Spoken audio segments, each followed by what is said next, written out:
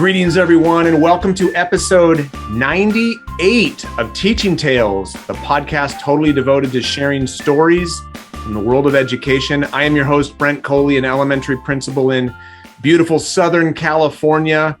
We are on we're almost to 100, episode 98. I'm really excited. We were talking before we started recording. I've got the pleasure of talking with Vernon Wright. Vernon, how are you this evening? And I tell you, I am doing well. Such an honor, privilege, and pleasure to be here with you all today, you as the host, and of course, all of your listeners as well. Awesome. Well, as we were saying before, first of all, give us a little background. I mean, I was saying that I have followed you for a long time on Twitter, have admired your work. I'm happy to get to talk with you right now. But for anyone who's not familiar with you, give the listeners an idea. Who is Vernon Wright? Yeah, well, again, what an honor, privilege, and pleasure to be here on your show. And, I will tell you that I came from very, very humble beginnings. And so if there's someone that is listening to this right now, and I will say this to the folks that are listening, there is no coincidence you're listening to this. There is no happenstance.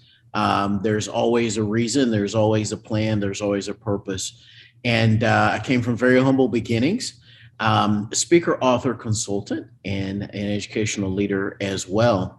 And so I spent a little bit of time after acquiring my bachelor's degree at the great Texas Wesleyan University. Shout out there to them. Spent a little bit of time in the business world. It got to a certain point, and it was very evident and clear that I needed to go to graduate school to pursue the next level. And I said, you know what? I think I'm going to jump into teaching and just kind of hang out there for a minute or two until I decide what I want to do. And got into that. And how many of you know that once you get into something, it can turn into something even longer? Yes. And there, of course, is this term serendipity, which is really what I lived out, which was really finding what the real thing was through the process of me doing something else. And so about year 2, year 3 of this thing called teaching, started out as a high school teacher, by the way, in this very, very, very small town called Dallas. Some of you may or may not have heard of, a little facetious there, and was approached about leadership. Went back to school, got my master's degree in leadership, and have had so many different opportunities that I am so grateful for, and to have served in different roles: teacher leader, member of campus administration, member of district support. So privileged and honored to be here with you today. Awesome. Well, the pleasure is mine. And I know that the last episode that we did, I had Rosalba on, and you had responded to a tweet about that episode and said, like, love what you guys are sharing. And you typed, we're definitely in the people business. And that resonated so deeply with me because it's like, we're on the same wavelength. It's like, oh my gosh. I think I messaged you like that night saying like, we got to talk, Vernon. I need you to be on the podcast because I could not agree more. We are in the people business. And so when you say like, tell me about this, tell me when you say like, what prompted you to say that? I can tell already that's your passion. Why do you say we're in the people business? You're very, very gracious, sir. So here's what I say, right? What I say is this. And it's really one of the lessons that I learned in leadership many, many moons ago, was if I was going to do something extraordinary, typically it wasn't me alone, it was me in conjunction with other people. And what I learned and what I saw, right, was that it really wasn't about my position per se on an organizational chart. And I'm just going to throw out a little pro tip here for those that are listening, and those that maybe are followers of mine. You know that when I go on different podcasts, sometimes I'll throw out a pro tip as I feel led to. So if you're listening, great place to take notes. If you're driving or operating heavy machinery, replay this later. Please be safe by all means. There we go. But the first thing that I'm going to throw out as a pro tip is a book called The 5 Levels of Leadership by John C. Maxwell. And so when I started going through this book, at the time I was in graduate school, I was working on my master's thesis and, going through different books and things like that to go ahead and have the culmination of that end product. And one of the things that I learned, and I don't want to be a spoiler alert for the book, but I will share this, was that real leadership was about influence. Now, let me say that again for those that are listening, in case you didn't catch that again. Real leadership is about influence. And then I started thinking, and I was like, this is interesting, right? How does someone have influence? Well, in order for people to have influence in our lives, whether it's in the professional or personal realm, we have to believe at the core level. Folks that are listening, please hear me out when I say this. We have to believe at a core level that that other individual truly cares about us as an individual, as a human being. And so whether that person is the CEO, the superintendent, the educational commissioner for at the state level, or even if they're the head of the U.S. Department of Education, we have to understand and we have to feel, not only understand in our heads, we have to feel in our hearts that, you know what, this other person truly cares about me. Once we believe and once we know and once we feel that people truly care about us, we'll give that person a voice in our lives. I really like that term and that phrase. That's one of the phrases that one of my long-term mentors has used for a long time, which is giving people a voice in our lives. And so once we give a person a voice in our lives, meaning that we're going to listen not only to what they say, but we're really going to go ahead and treasure that and maybe even act upon that, that person has then become an influential person in what we do. So I'll tell you a little story that's kind of interesting along the lines. And this was back when I was in the corporate world. And I was working at a place and we were kind of, doing some different things. And we needed to go ahead and work a little extra beyond what our normal work time was. And we were dealing with a really, really heavy load of some different things and projects we were working on. And I remember sitting on this floor, just basically you would call it a cube farm. Some of you out there are familiar with what a cube farm is. And I remember one of the vice presidents walking out onto the floor from his very, very nice corner office. And he came over to us and we were all wondering, what is the vice president doing over here? Like, he left his corner out. Someone must be in trouble, right? Yeah. And so he walks over and in essence, he basically says to us, hey guys, help me out. I want to help you guys out. Like, what do I need to do to help you guys out? I want to be a part of this. And we all kind of looked at each other and we were like, is this like a prank? Mm-hmm. Is this a joke? Where's the cameras? Right. And that's who he really was as a person. And so I really, obviously I'm telling that story many, many moons later. I really learned a lesson that day, many lessons really. But one of the lessons was this guy truly cared about us as individuals. He could have stayed in his corner office, had a very nice corner office in a high-rise building, could have stayed there, said, that's not my problem. That's what those people are hired to do, and gone on about his business, right? He was doing very, very well financially, very well. And so when he came out and he did that, it really made this impression upon me. And I came to this epiphany. Another great place to take notes. If you are not already, again, if you're driving, operating heavy machinery, please play this back later. Always be safe. But if you're able to take notes, this is another pro tip. He was in the people business. And I want to draw another correlation to the great late Zig Ziglar. And he often said this, no matter what business you're in, and I'm paraphrasing, no matter what business you're in sales. And so anything that we're going to do, folks, involves other people working with us, but not just working, or sometimes we say in the business, collaborating, not just collaborating with us, ladies and gentlemen, but really being together. And I will tell you this, here's a litmus test. Some of you may say, well, Vernon, I'm not really sure about that. That could be the case. I don't know. And I'll say this, especially within the educational realm. How many of you that are listening, you can just think this to yourselves, right? How many of you have been sitting in a room and someone very high up on the organizational chart was there and, you greeted them and you were nice to them and, obviously you had pleasantries for them, respecting their title and their position. But someone that was a veteran, someone that has a proven track record walks in that is many levels lower on the organizational chart, and everyone in the room stops to hear what they have to say. And that's influence, ladies and gentlemen. And that's the reason why, no matter what it is we're doing, we are always in the people business. Because I will say this, and then I'll go on mute here. I will say this. If I always have a situation where people are willing to truly not help me, but to truly, and I'm going to use a phrase here that maybe we don't always talk about, but to truly partner with me, I can move mountains. We can move mountains. Ah, gosh. Well, I'm taking notes, Vernon.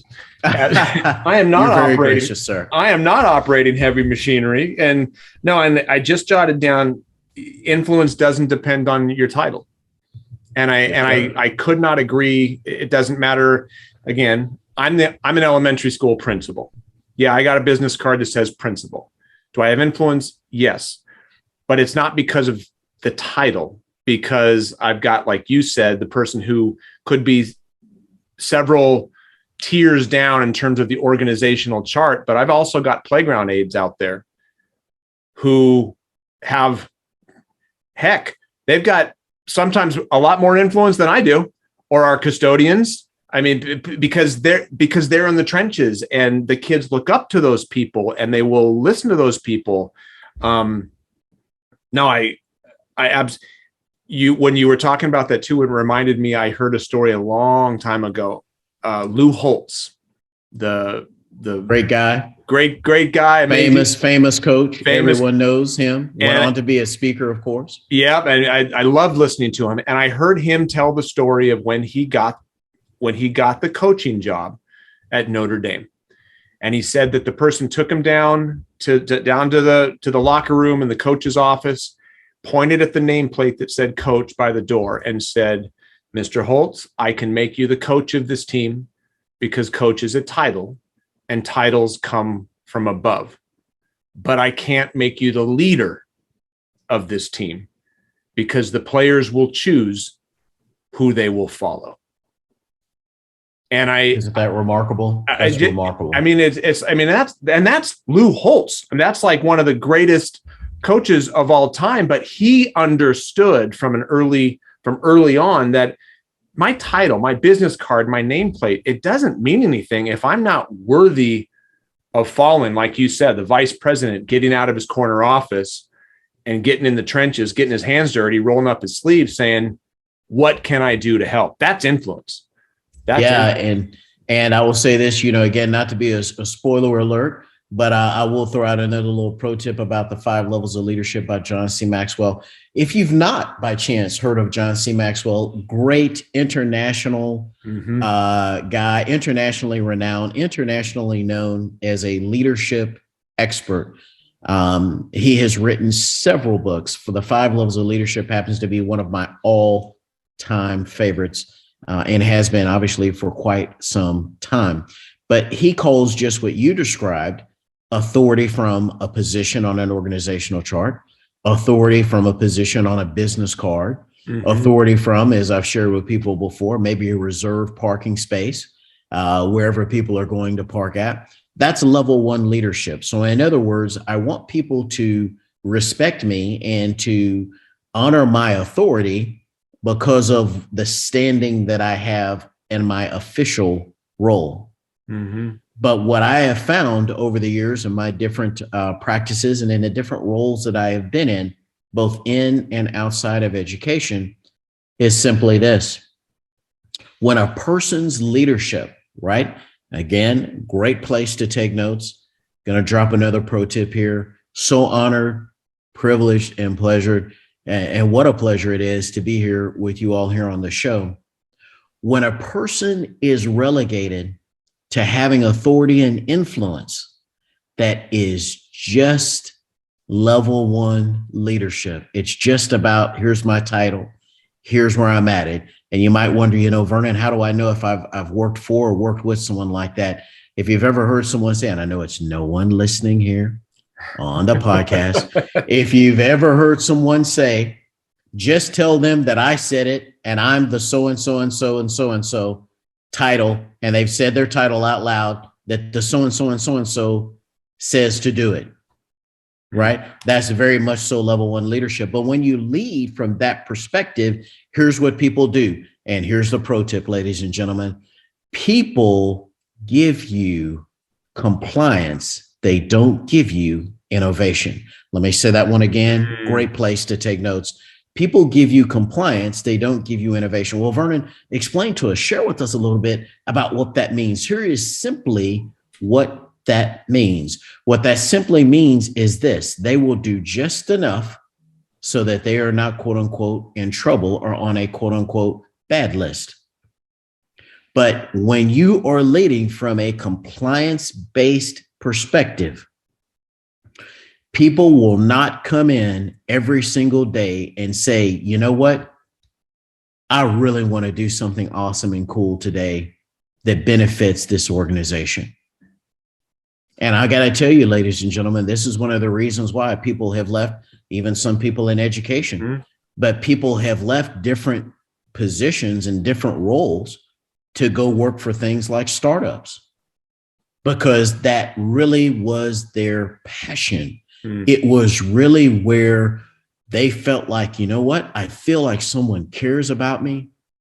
This is not a situation where someone's trying to tell me I need to go ahead and do whatever this is because of whatever my position is on an organizational chart. In other words, great place to take notes, ladies and gentlemen. This person was inspired to do great things. And I want to go ahead and say this real quick. Again, another little pro tip I'll drop. Someone may say, and people have said to me in different realms, different arenas over the years, Vernon, I'm a great leader. I'm a great leader at this. I'm a great leader at that. And there are different questions that I have asked people to really, in essence, for me to assess where they're at with different things, but also for them to take a moment to assess. And one of those questions that I've asked them simply is this, and I'll share it with you all here right now. When is the last time you inspired someone to do something great? Because leaders, true leaders, not just in title, true leaders inspire people every day to do great things. And jotting this all down, man. And I mean, you wrote, as you were talking about the compliance, and if they're only doing it to be compliant so they won't get in trouble, they're doing just enough. I'm looking at that through the educational lens. And as a classroom teacher, were my students doing it? Were they doing something because they didn't want to get in trouble? Again, we oftentimes compliance is confused for engagement. Are kids doing it because they're fully engaged? Are they doing it because they are enjoying it? Or are they doing it because they don't want to get in trouble? And I can't remember who said it, but it's like, would they do it if you weren't there? And I think that that's the true influence. So whether you're a classroom teacher, whether you're a site leader, whether you're a business leader, whether you're whatever, if you weren't there, would they continue to do it? I think that's the true measure of influence. I think of one of my professors in my master's degree who had amazing influence. She was one of my block leaders, Andrea Guillaume, Dr. Guillaume, if you're listening, this huge shout out to you, that she had incredible influence in me. And how do I know that? Because when she taught one of my statistics class in my educational master's program, I had the option of not taking the final because I had a good enough grade of going into the final. I had the choice, take the final, don't take the final. And Vernon, I took the final. Not because I didn't want to let her down. Because if I hadn't taken the final, in my mind, it would have looked like I was taking the easy way out. And the influence that she had on me, first as a student, well, always as a student, but then even when I had moved into the teaching profession, I didn't want to be seen like that. And I think that that's probably one of the greatest compliments I could pay her is I did extra work because I didn't want to disappoint you. I wasn't being compliant. I was doing it because that's the influence that she had on me. Isn't it interesting? What a great story. Ladies and gentlemen, you know that you do not come into any episode of this podcast without being ready to take notes, because I think we are all taking notes, whether physically on paper or mentally in our heads.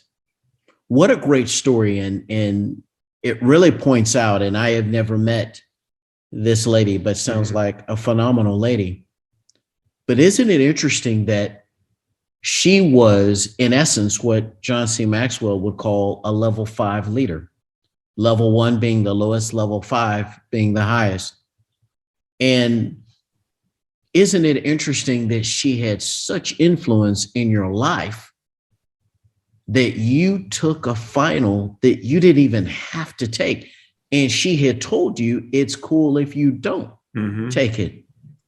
But when you take it because you don't want to disappoint someone, when you take it because of how much someone means to you, that's significant. And so I want to go ahead and ask those that are listening right now, whether you're a teacher, whether you're an administrator, whatever position you're in, as you interact with people,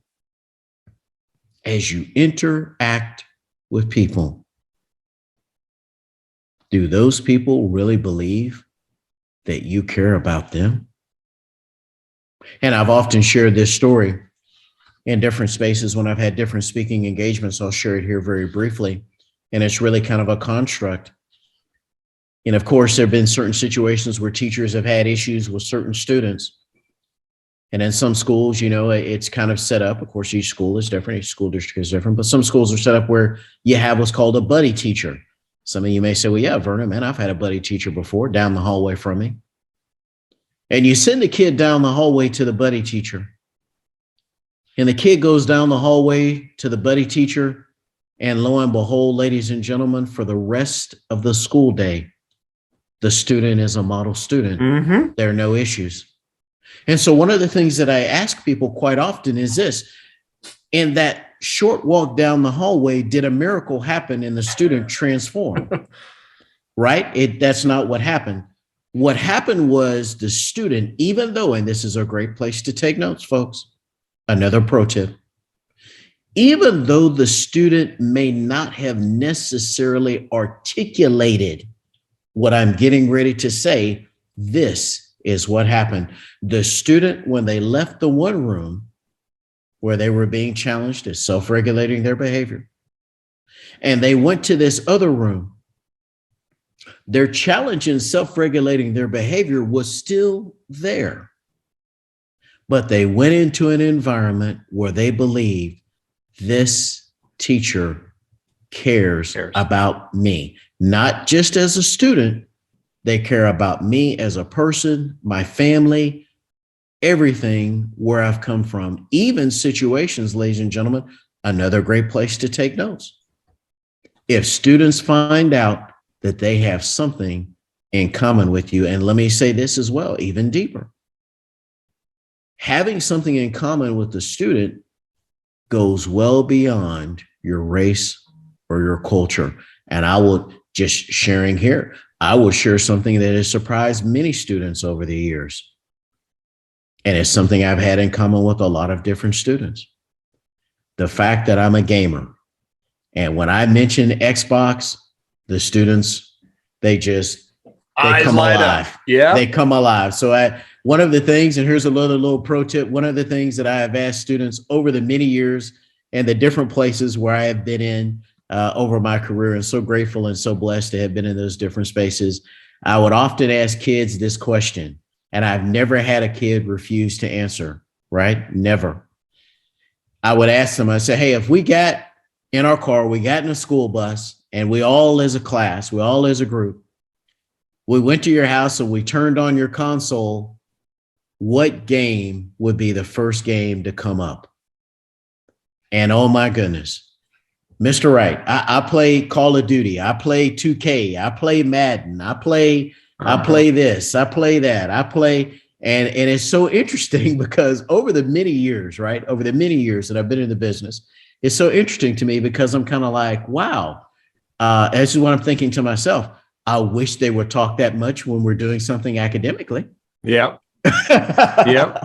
But the secret was I found out something that mattered to them. And after I found out something that mattered to them and I engaged them in conversation about that, lo and behold, I couldn't get them to stop talking. Yeah. Well, again, I keep coming back to the first thing that you typed on that Twitter message was you're in the people business. Dr. Guillaume was in the people business with us, with me and every one of those students. She cared, and we knew it. Not about our grades, not about how we were doing in the class. Her foundation was we were people. She wasn't teaching statistics. She was teaching people. And as teachers, we're not teaching students. Excuse me. We are teaching. We're not teaching content. We're not teaching math and read. We're teaching people. Yeah, that's the content that we're delivering, but we have to remember that it's people that we're delivering it to. And when you make the connection, I was talking with a student today. Kiddo was having a rough day, and we got to talking about something, Power Rangers is what it was. And I was like, hey, did you know that I've actually met the Red Power Ranger? And it was like whoop, immediate shift, and everything like in the moment, everything just went back to really. And I tried to pull up a picture on my phone, and it was like from de-escalation from just like that. And I love how you said, like, the gamer, it's like, what, you, Mr. Wright, you game? And it's like, yeah, I can game too. I mean, right. I think that's fantastic. I think that's fantastic. Like you said, and not a single student or single person has ever not answered that question. Like, not a single one. They're surprised because they're kind of like, now the kids don't say it this way, right? They haven't said it this way over the years. And some of the kids that I was in the classroom with many years ago, those kids are like fully grown. They have families, they have kids, right? But it was kind of funny because kids would kind of look at me and they would be like, this is what they would be thinking, right? And they would kind of hit around, but not necessarily articulate it this way. In some respects, I may not necessarily fit the traditional gamer demographic. But that was really, to be very honest with you, that much more of an appeal to them. It made it that much more intriguing. How is this guy that we see as an older guy, like, how is this guy? Yeah. How does he know what Call of Duty is about? How does he know what 2K is about? Of course, that's short for NBA 2K. Yeah. How does he know what Madden is about? How does he know what these things are about? What is, so in other words, he's piqued our interest. Yeah. We want to learn more about him. Now there's a very subtle thing there and there's a nuance there. So in other words, as I'm trying to learn about them, guess what happens, folks? Once I connect to something that's important to them, then they want to learn about me. Mm-hmm. And I will say this, another great place to take notes. That's when learning changes from a one-way street to a two-way street. And wherever we have a two-way street, we've got two-way communication. Yep. And we've had previous episodes of the podcast that all about relationships. Chapter 2 in my book is the power of relationships. Mm-hmm. I mean, and that's really what we're talking about here is when you have a relationship with somebody, you're going to get a whole lot more deep. You're going to get a lot more out of that student. And again, this is an educational podcast, but this applies to everything. I mean, whether it's, like you said, whether it's the vice president in the corporate office, it doesn't matter. If you establish a relationship with somebody, you said something earlier about people leaving the profession. And Absolutely. I've heard people don't leave jobs. They leave bosses. There you go. They leave bosses. Yes, sir. Absolutely. And, at the time, it's been many, many years ago, but the stats at the time were that 80% of people did not leave a position or change jobs due to a life event like marriage or having kids or something like that, or promotion, all things that are normal life events, right? Yeah. 80% left, and this has been many years ago, so that, the data is not current, may not still be, but they left because of their immediate supervisor. And I want to say this, we in the business talk a lot about how important relationships are and how key relationships are. And I know that there are people out there that may be saying, you guys are talking about relationships. Wow, this is great. I've heard other people talking about it. What can you give me here on this podcast right now that I can take, and tomorrow, right? If you're listening to this in the morning on your way to work, you can use it later today during your work day. What is it that I can use to try to build a relationship with someone, an authentic relationship, not a fake one, ladies and gentlemen, because I'm going to tell you this. If people perceive that your motives are not genuine and that you do not have an altruistic motive, they're not going to open up to you. And so here's one of the things that I have used over the years as I have visited different places. And it's been such a great question that has brought about so many wonderful dialogues. And simply, ladies and gentlemen, it's this. If you really didn't hear anything else that I have said, this is truly the place to take notes and to listen to over and over and over again. But simply, I'll walk up to someone and I'll ask them, what is it right now, this second, that you're working on that you're absolutely passionate about? And then I just shut up. I close my mouth and I listen. And I want to tell you, ladies and gentlemen that are listening, as I've asked that question so many times over the years, I've had so many people say, Mr. Wright, Vernon, you're the first person in my whole life that's ever asked me that. And so a little teaser here for those that might be listening to this. I go deeper into this during speaking engagements and in other places where I am with what I call the big three questions that every single leader should be asking, the big three questions. But that's the first of the big three, just walking up to someone and asking them, what is it right now? I'll repeat that. What is it right now that you're working on that you're absolutely passionate about? Doesn't have to be professional, doesn't have to be personal. It can be anything. What is it that you're working on right now? We're going to repeat it because we know that in learning, especially the adult learning model, repetition is our friend, right? Especially when it comes in threes.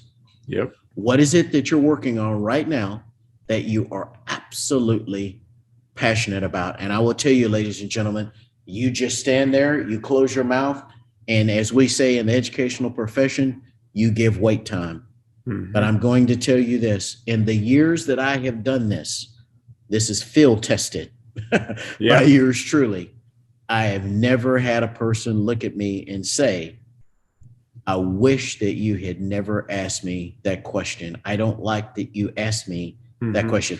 Have never had that happen, folks. And I've done this for years. So if you're a leader right now, and I'm just going to say this, if you're a leader right now, which really it's everyone that's listening to this, because everyone should have influence.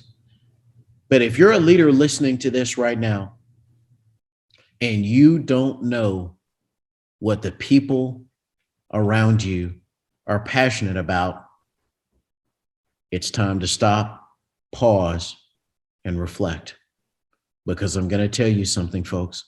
Whatever it is that you want to do to go to the next level, to achieve the next level, to conquer the next level, to do whatever great big thing that you're wanting to do, the chances are, could be some exceptions, but the chances are that it is going to involve people. And isn't it interesting how that brings us all the way around, full circle, to really where we started, which was really the fact, the epiphany, if you will, that we are in the people business.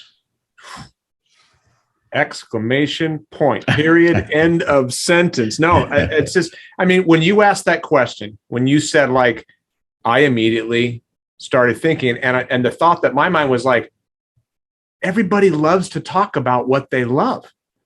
I mean, you're for the gaming example, you say that to some 10th grader. My son's in 11th grade. I say, like, what do you, I mean, it may be gaming, but if that's what he or she is in love with right now, they're going to tell you, I'm passionate about my drawing. I'm passionate about singing. I'm passionate about writing. I'm writing a book. I mean, when people ask me, what are you, it fills your tank. And I just love how you said, and then I shut up.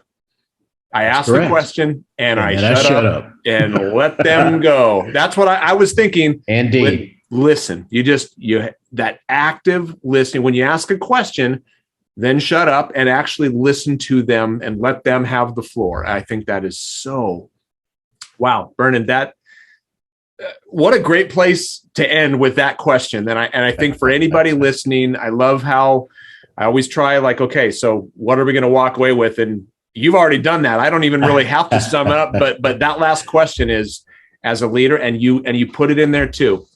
You don't have to be a principal to be a leader. If you're a teacher, you're a leader. If you're I mean, everybody is leading somebody. Somebody is going to be following you. So it doesn't matter what your title is. You are a leader. You have influence. We just have to remember we're in the people business. So, Vernon, wow. Outstanding. As I've said many times, it's like if nobody else is listening, it doesn't matter, because I got something out of this, but I can tell you people are going to listen to this and people are going to get something out of this. So Vernon, thank you. I really appreciate you sharing your passion, because I can tell what you're passionate about, and I've just gotten to listen to you, which is awesome. You're very, very gracious. It's a great honor to have been here on the podcast, a great honor to have been here with your listeners. And I just want to say again, and I know we said this at the beginning of the episode, but I really feel compelled to share this really from my heart, my soul, and my spirit. If you're listening to this right now, which you are, obviously, whether you're a follower of this podcast, whether you got to this and you said, hey, a friend just told me to check this out, that I might like it, and you don't even listen to this podcast, I want to let you know right now that it's no accident that you're listening. It's no coincidence. It's truly, and this is going to be heavy, but I think you all can handle it. It's truly a date with destiny. So I go ahead and I ask this as we're here in 2022 for the rest of the year and beyond. I want you to really think about this. Are you using your gifts to elevate other people? Because a true leader can walk into any space and inspire people to do great things. Amen. That's all I'm going to say. We'll finish it with amen. So, Vernon, for anyone who is not already familiar with you and your work and is not following you online, how can they do so? Yeah, great question. Here's the thing that I will share with folks that may say, this Vernon Wright guy is kind of interesting. I might like to find out more about him. Across all socials, Twitter, Instagram, Facebook, LinkedIn, what have you. @ the THE Wright, my last name, that's with a W, WRIGHT, leader, LEADER, @ the Wright leader, all together, no spaces. Again, that's Wright with a W, across all socials. If you would say, Vernon, this is cool, I'd like to see where you've been on some other podcasts as well. Very simply, go to the Wright Speaker, SPEAKER.com, and enjoy yourself. Because I want to tell you this right now, I have enjoyed being here on this podcast with you all. What an honor and what a privilege. Well, Vernon, thank you. I'm going to go to the wrightspeaker.com and check out some of your other things. So I'm sure I'm not going to be the only one. So again, I appreciate you bringing your wisdom, bringing the word to encourage people to maximize their influence and love people and elevate people. So Vernon, thank you. And for everyone listening, thank you for listening. I hope you got something out of this, but I know you got something out of this. Thank you for listening. If you haven't already done so, if you're like Vernon said, if this is your first time finding the podcast, and you like what you heard, subscribe. We're in every podcatcher, whether it's Spotify, Apple Podcasts. You can listen directly on my website at brentcoley.com on the podcast page. Hopefully you'll get something out of those other episodes. Vernon, once again, thank you, sir. Appreciate it. For everyone listening, thank you. And until next time, have a good one.